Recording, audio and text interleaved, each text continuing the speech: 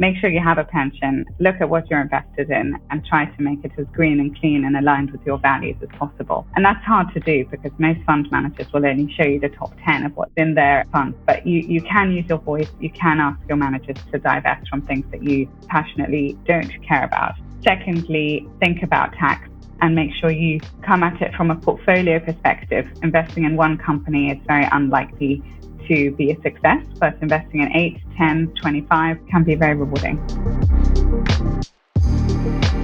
Welcome to this week's episode of Wealth Talk. My name's Christian Rodwell, the Membership Director for WealthBuilders, joined today by our founder, Mr. Kevin Whelan. Hi, Kevin. Hi, Chris. Good to be with you again. You look a little taller on the screen. Have you bought a stand-up desk by any chance? It was a Black Friday special deal. Yes, I've been using a co-working space recently, and they've just introduced some stand-up desks, and I thought I'll get one for myself, and I'm loving it. Yeah, well, I've been using a stand-up desk for a long time. I prefer it. I know there's a temptation to do a bit of movement just because you're swaying, but it's definitely better.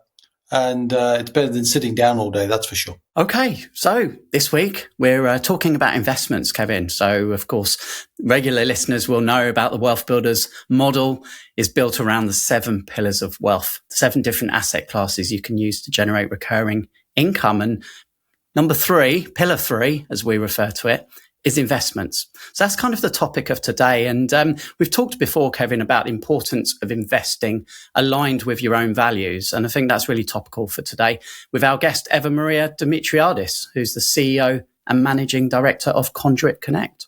Well, I think some people refer to it as your investor DNA, being clear that what you choose to invest in is aligned completely with your values, with your interest, with how you want to influence or not influence. And I think Eva's got quite a few things to say about that. And there's some interesting opportunities. We'll get a chance to debrief, at least on the thinking. I think it's worth saying, Chris, that when it comes to the world of investing, we never recommend investments. It isn't something we ever promote or participate in any way, shape or form financially. So probably worthwhile stating that very clearly right here. Absolutely, yes. And of course, linked to the Conduit Club in London. And we're in London this week with the team for our Christmas lunch. And then we had a networking event for members and non-members. So if you're listening now and you were with us in Piccolino in Mayfair, hope you had a great night. We certainly did, didn't we, Kevin? We had a good time, yeah. And the Conduit Club is in Covent Garden. So only a hop, skip and a jump away from Piccolino's on Regent Street. And didn't London look great or resplendent in its lights? I do like London when it's in its finery. Indeed. Yeah, it certainly did. All right, then. So we'll be back, of course, with the debrief after our conversation today with Eva-Maria Dimitriadis. Hey, I'm pleased to be joined today by Eva-Maria Dimitriadis, who is the CEO and Managing Partner of the Conduit Connect. How are you, Eva? Great. Hi, Christian. How are you? I'm good, thank you. It sounds like you're on site. Where are you right now? I'm in the buzz of our office, yes. We're live from Conduit Connect. And that's in central London? Yes, we're in Holborn at the moment. Excellent stuff. Well, look, we're going to have a good conversation today. Looking forward to finding out more about yourself and Conduit Connect. So why don't we begin there? Could you share a little bit about how the Conduit Connect started and its main objectives? Absolutely. So the Conduit Connect was born in 2018, and it was set up alongside a really wonderful members club in London called the Conduit. I'm sure you've been or heard of it. And really, the Conduit was set up as a place that was intended to be where great change makers and people who wanted to have an impact could meet and not just talk the talk, but also walk the walk and have action. And so Conduit Connect was really, in a way, someone described it yesterday as a dating agency for entrepreneurs and investors, but it was really the way to enact the change that people wanted to see and were so passionate about. And so we were set up to help investors and entrepreneurs find each other. And over the years, we formalized our offering and changed a little bit how we do that. I didn't found the business. I came in 2019. And in 2021, most excitingly, we set up an impact fund, which is a way for people to build a portfolio of early stage investments with high impact. So some of those areas that you focus on, the impact areas, they include climate, health, education and inclusion. So why were these specific areas chosen, Eva, and what makes them appealing to investors? It's a good question. Well, when we first set up Conduit Connect, we really were guided by the Sustainable Development Goals, and everybody in our community had come across them and could identify with them and was able to summarize their investment priorities in some way in connection to those goals. But what we found is ultimately, having 17 investment areas is quite clunky, and some of them do overlap. And so over time, when we set up the fund, we had a very clear understanding of our investors' appetites and explicit requests of what they wanted to back and what sort of innovation they wanted to fund. And so we really looked at where are the most exciting deals and opportunities, where is the real technology, where is the real innovation. We were also building the fund against a backdrop of COVID. So you can imagine there was lots of hype about education and how can we use tech to better education. Everybody was schooling from home. There was a lot of hype about healthcare. Obviously sitting in a global pandemic, we were seeing all the cracks in the system, and where there was, really so much attention being paid to diagnostics and rapid results, and that spread across the health ecosystem. But of course, the biggest theme of all, which is not going anywhere anytime soon, was in the climate space. And whether you were looking at, how to get to net zero and decarbonize, hard to abate sectors, or whether you were looking at the way people eat and the way people move around cities, these were the themes that were so close to people's hearts and wallets. So we distilled it down. We said, here are the Sustainable Development Goals, but if we were to put it into buckets, where do we see the most investor appetite? And it was really around climate, health, education, which is a smaller segment for us, simply because I think it's hard to see true innovation in that space, and inclusion, which is in a way something that spreads across the whole portfolio. And we mapped that onto the deal flow and saw that, in fact, those were the themes where we saw the most exciting and investable and scalable opportunities. But also, if you then take it into the round with regulation and the general zeitgeist, our society, no one will tell you, unless they're really a big climate denier, that these aren't important things to fund. So we felt that just from all angles, these were very justified investable areas. And so the way I like to think about it is it's sort of people and planet. And in fact, half of our portfolio of investments are climate deals, even though there are 4 themes. Yeah. And why do you think it's important to people to invest in something that they're passionate about and which aligns with their values? Why do you see that as a good thing? Well, very simply, I think it's good business.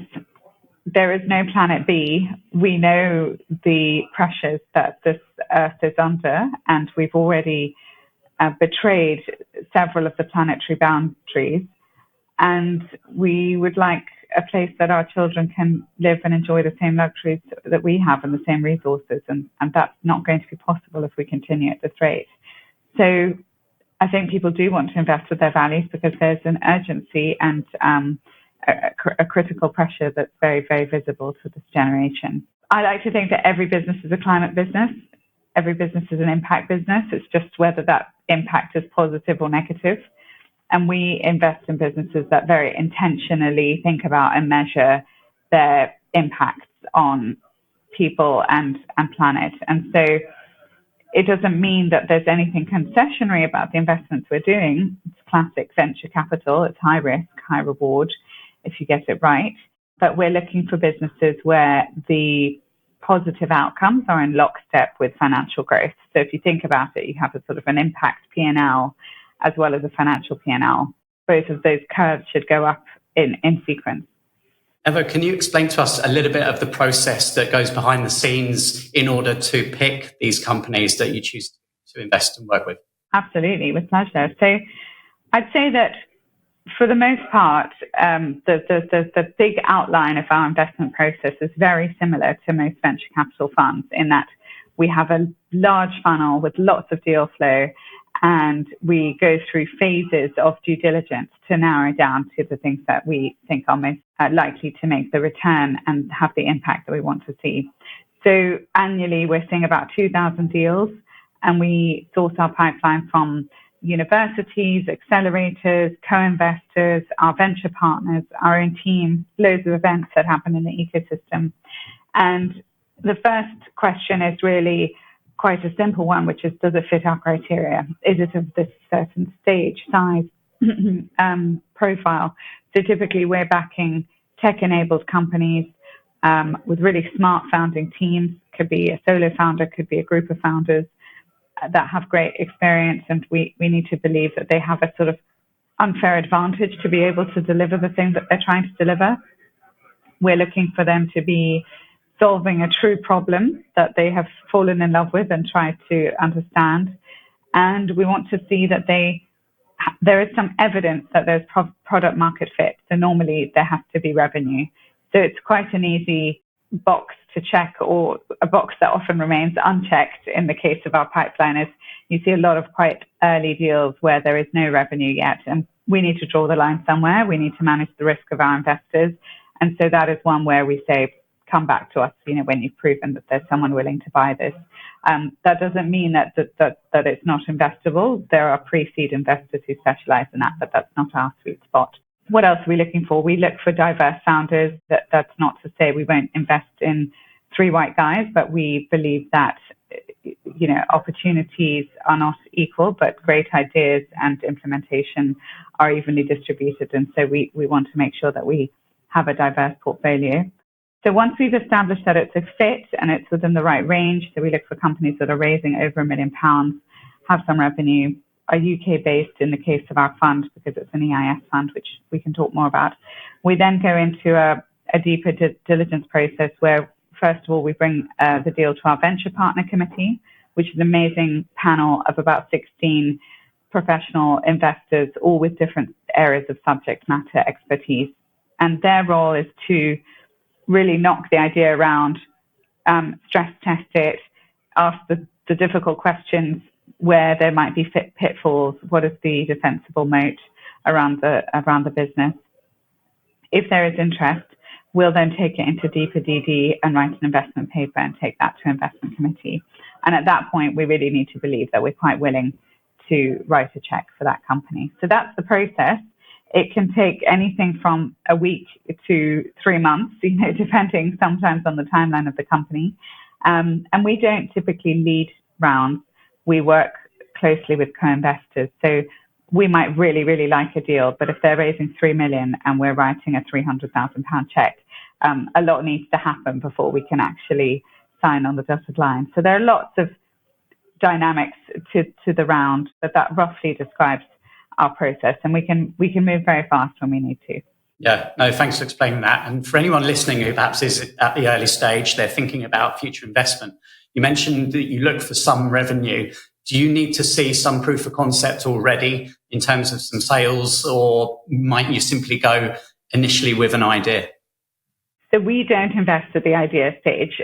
I would say there's one exception in terms of subsector where we might discount the post-revenue criteria, which is in biotech or something clinical in nature, because by definition, you don't really get revenues until you start selling a product. And in order to sell a product, you typically have to have gone through some sort of regulatory trials or approvals or testing. And when you've done that and you've proven it works, you get bought by a pharmaceutical company. So we don't need to exist. So you're taking a bigger bet in those sorts of businesses. That would be the one exception. But yes, otherwise we're looking to see that there is some sort of sticky, usually recurring revenue, not just a one-off pilot, but a client or a set of clients that are willing to pay and need your service to exist. You keep saying things that create new questions in my mind, Eva. One of them there was the big one, recurring revenue.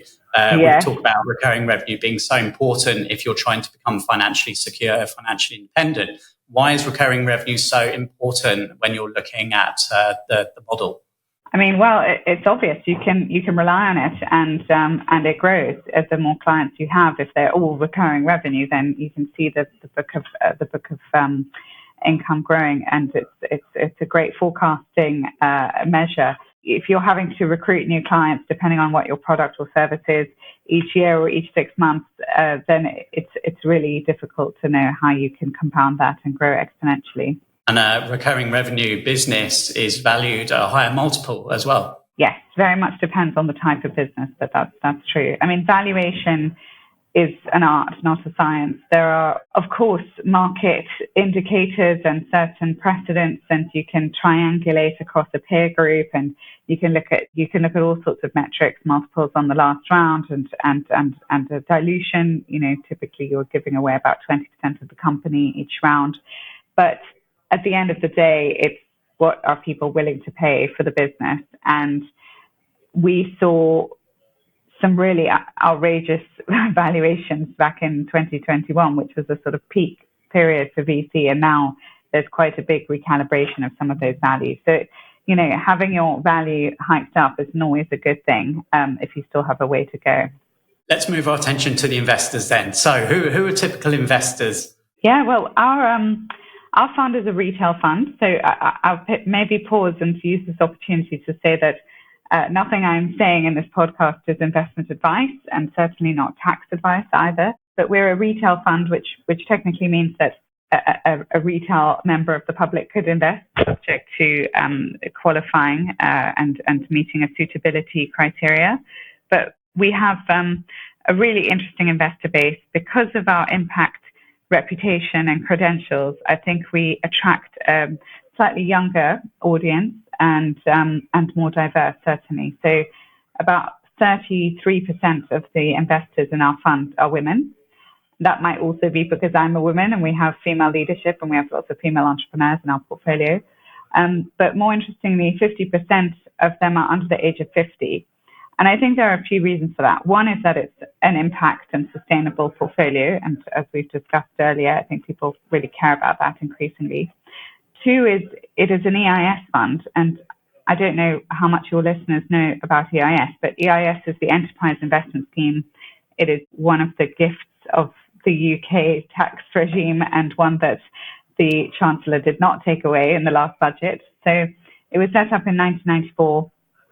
And it is a mechanism for rewarding investors and private individuals for taking risks by investing in early stage businesses. So it's absolutely not for everyone. It is very high risk. It is likely that you could lose all your money by doing these sorts of investments. But effectively, you're investing in an early stage business, and to compensate you for taking that risk, HMRC, the taxman, will give you back 30% of your investment. Assuming that you hold that investment for 3 years and there's no guarantee that you're going to make any money back. If that company fails, they'll give you back a further loss relief, which is your tax rate times the loss that you've incurred. But more excitingly, if you win and your investment doubles or triples or has a 10x return, which we all hope for, then you don't pay any capital gains on the game. So if you've invested £100,000 and you've made £300,000, the 200,000 delta is not taxable, which is of course very attractive. And there are a few other things.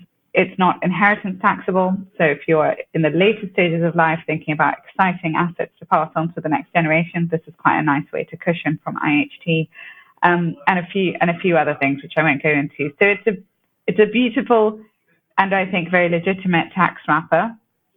And so for people who have done the right thing and sorted out their pension and they've got a good mortgage or they've paid off their mortgage, they've got their ISA, they've gone through the nice list of asset allocation and feel quite well protected. And there's a little bit of extra money at the end to do something exciting where there's potential for high reward, but there's also the potential to lose it all. This is that thing. And you know that you're having a great impact at the same time. So our investors are young, they're diverse, they are excited about getting to know the companies that they invest in. So it's very tangible. You could actually use the products or services that you're investing in. You can see the full portfolio. You can meet the founders. You can be on that journey.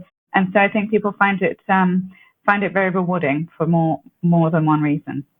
Yeah. Let's talk about just how people can get involved. You've got a membership program as well, a community. What are the unique features make the Conduit Connect stand out from other impact investing platforms? Well, it depends which platforms you're thinking about. No, I do think we have a very unique special sauce. Well, one is, of course, that we're connected to the Conduit Club, which is a wonderful place to convene. So we have a very, very engaged community. We do a lot of thought leadership. We'll get together and talk about really big topics and not just at a high level. So yesterday, for example, there was a really interesting event at the Conduit, a full-day conference on financing the green transition and on the green economy. And I had the pleasure of speaking there, and you had really amazing thinkers and speakers coming together. So I think that is one thing, certainly, the community around it and the ability to meet the change makers. It's not just something passive where you get a report once a year. It can be that if you want it to be, but it doesn't have to be. I think it's also our access to deal flow. We have such a wide community that we get to see really the best opportunities in the impact and sustainability space. And how can people get involved? Well, obviously, if people are interested in the fund, they can inquire on our website to receive more materials, and we can share that process. It's actually an evergreen fund, as most EIS structures are. So there are 4 opportunities a year to invest. We're open for applications now. But of course, if you just want to learn more about impact investing and how to support this ecosystem, perhaps without money, we also run education events. So we have something called the Impact Academy, which convenes twice a year. And it's a way for individuals, whether it's in your professional life or in your personal life or as a family office investor, to learn about how to allocate more of your time and wealth into impact and sustainable opportunities. That sounds great. And if we could, perhaps some of our listeners are interested in coming along to that, Eva, perhaps we could get together a little special event just for them, you think? Maybe, if there's enough interest. Very happy to. All right. Well, definitely get in touch with us, and we'll make sure we reach out to our community, because I think it absolutely would be of interest. You're also really supporting the next generation, aren't you? So tell us a little bit more about the Generation Impact Academy as well.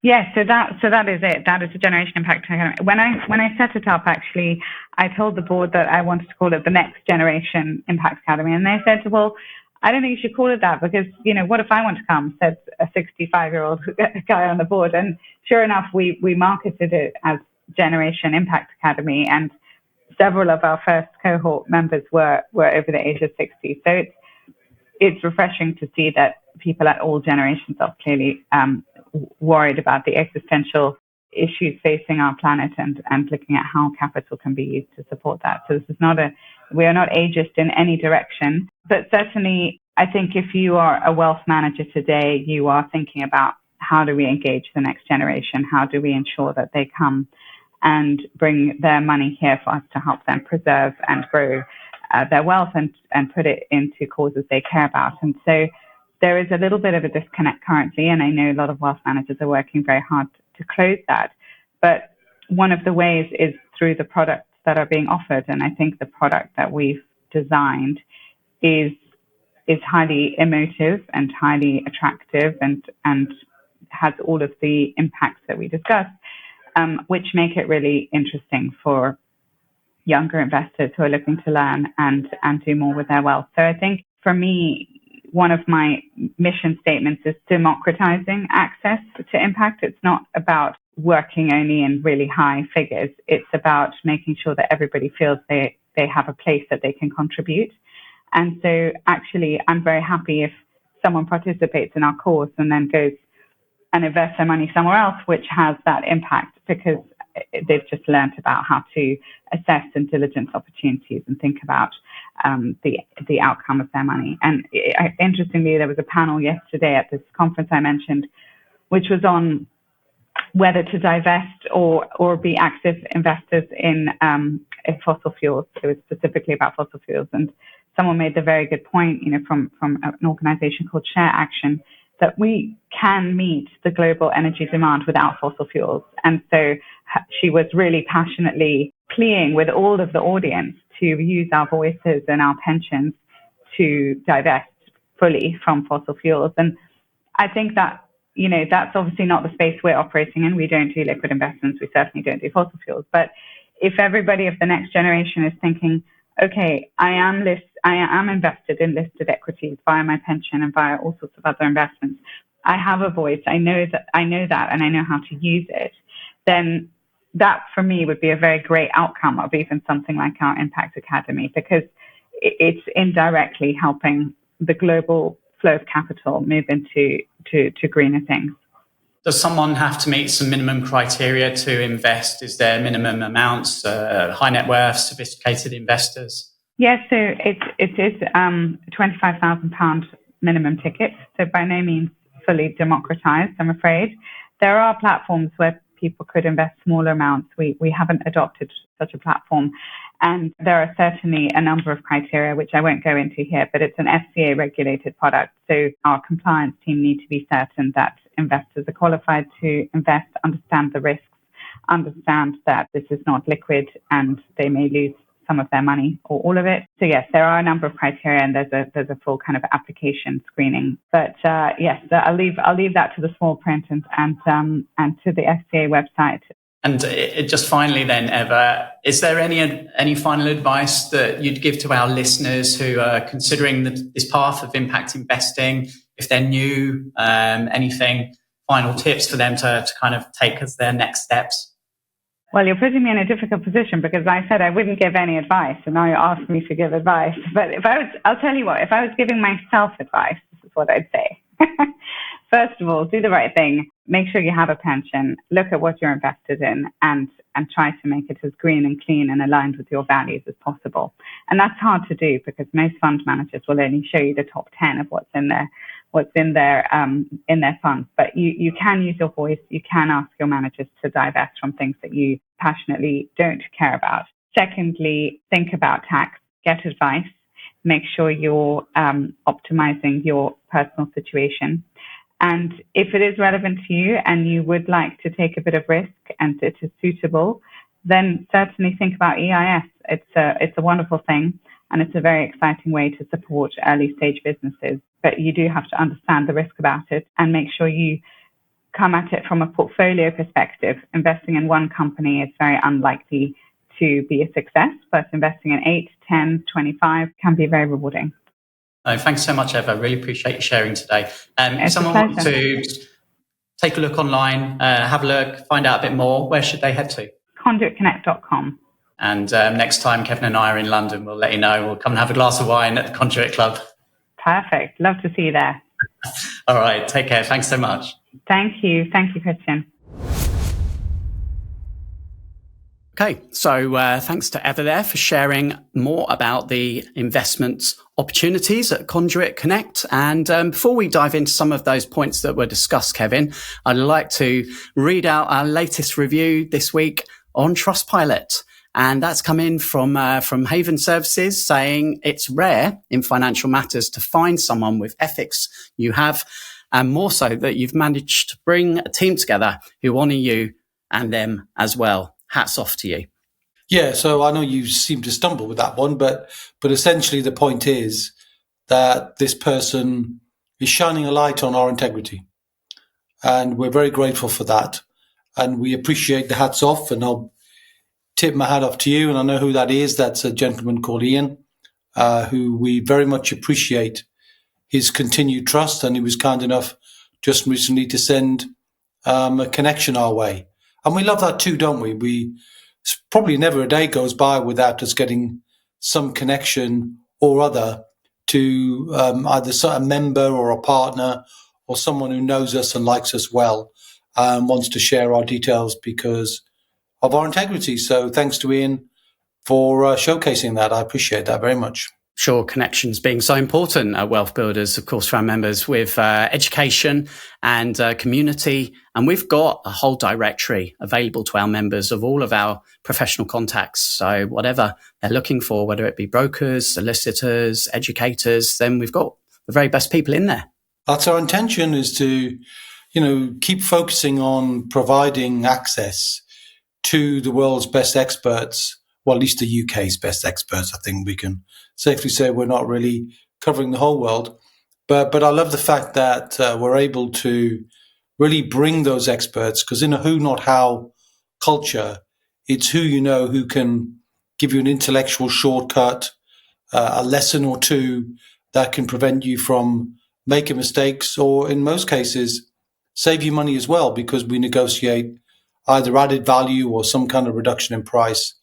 Hasten to say that we're not talking about that with Ava. There's no added value. There's no price. It's just we believe that we should share knowledge and information that gives people an insight into what they should do. And again, we talked about it before the interview, but do you want to repeat it afterwards, Chris, that we're not promoting any individual investment? So again, a point we've talked about many times in the past, Kevin, is the importance of niching when it comes to business. And today, Eva explained that climate, health, education, and inclusivity are their specialist areas. And that's really where they want to focus. Those are important matters. I think what I liked about what she was saying is they're very clear on what matters to them.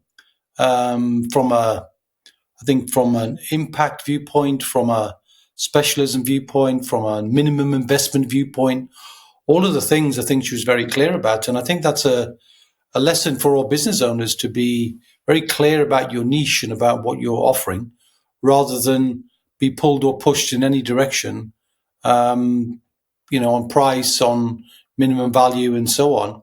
And I like the ROIs that she was sharing, and worth repeating some of those general ROIs for people to understand, Chris, and put her comments in context? Yeah, well, you've put together a model a long time ago, the 5 ROIs, which we teach to our members. And I would love to hear those again, Kevin. Well, when it comes to investing, we're all, as investors, whatever we're doing in building our wealth, we're investors, aren't we? And we're looking for certain types of return, but they're not always easy to identify. So breaking them down is quite useful.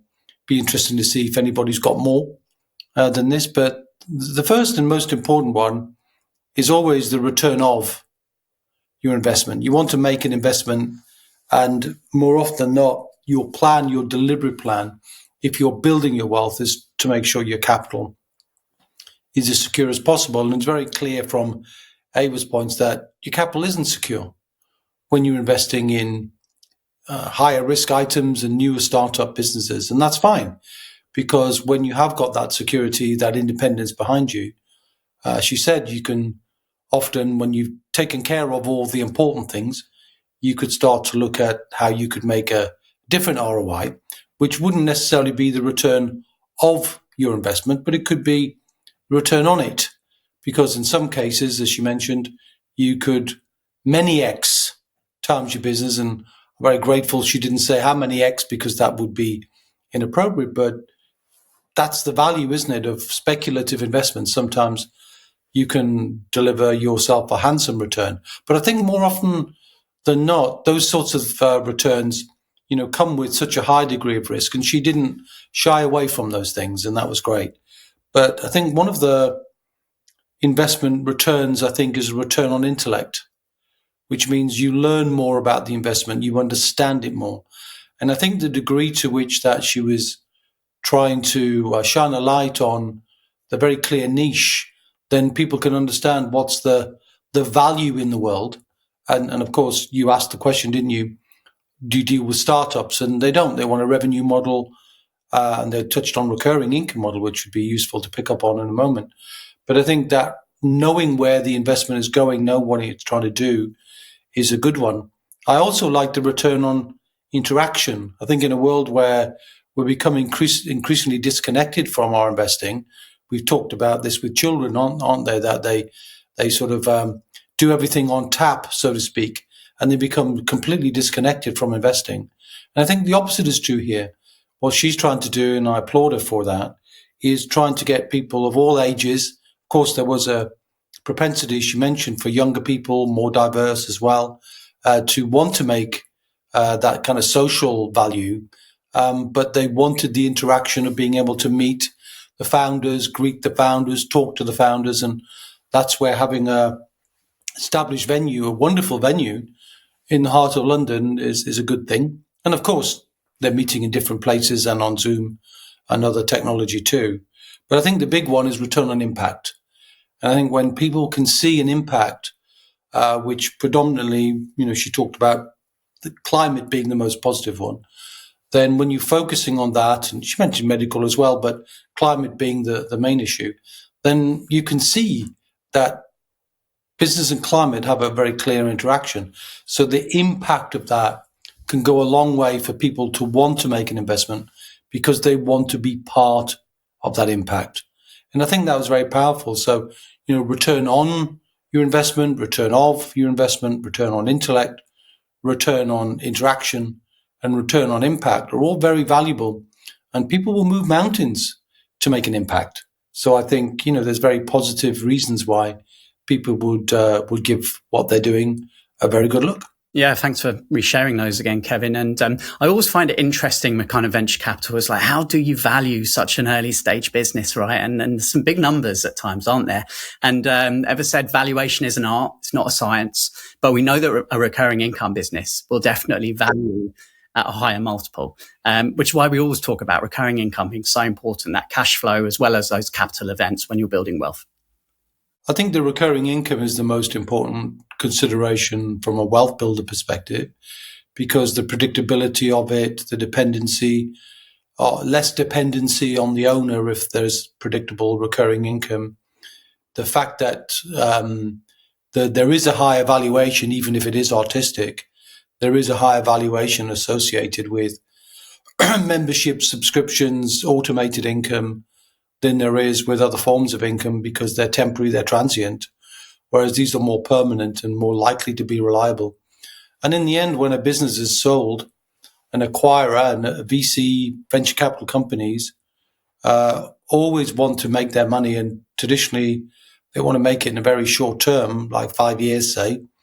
I think we talked about that, didn't we, with Louise Hill of Go Henry a little while ago. She talked about the round of funding and what VCs look for. And, that valuation is critical because if a VC is putting their heart, soul, energy, money into helping a business get an exit, then understanding how to value that exit is critical to the whole equation. And if you can get a recurring income, it's much more valuable to an acquirer because of the predictability of that. And I wish so many business owners would concentrate on spending at least some of their time understanding how much income in their business is recurring as opposed to temporary cash flow instead of permanent cash flow. And it's a question I often ask our business owner members as they hopefully transition from having often zero recurring income to 5%, then 10%, and so on. The recent budget has left investors looking for more ways to minimise their tax, Kevin. One quite smart way talked about there was the EIS, the Enterprise Investment Scheme. All of these things seem to have interesting terminologies, right? So we got ISA, we got SAS, we got SIP, we've got EIS, we've got VCT, we've got all sorts of different ETFs, all sorts of different words. And EIS, as she very ably demonstrated, is really an incentive issued by government and, as she said, not withdrawn in the budget, which is a good thing, to encourage investment in younger enterprises, really. And it's a reward for taking the risk. And she mentioned what the benefits are, so I don't need to repeat them. Except to say, just to be clear on this, Chris, EIS is a tax wrapper of itself in the same way as ISAs are a tax wrapper of their own and pensions are a tax wrapper of their own. So you can't mix and match them. So that's a question then. So could you use your pension to invest in EIS? Are you saying you can't do that? You can't mix the tax wrappers up. Yeah. It doesn't mean that in theory you couldn't take your pension and invest in a high impact startup company. But in this case, with this company, they're offering it via the construct of an EIS. So you couldn't use your pension to do that. Can't really get a double tax back. It'd be nice if you could get double tax relief, wouldn't it? Get the tax relief on the money going in, and get the income tax relief, and then the inheritance tax relief, and the carry forward of the loss relief. Be nice to get all those benefits wrapped up in one little package, but unfortunately that's not the case. So let's not try and confuse people by having them think they could use something we talk about a lot, which is SSAS.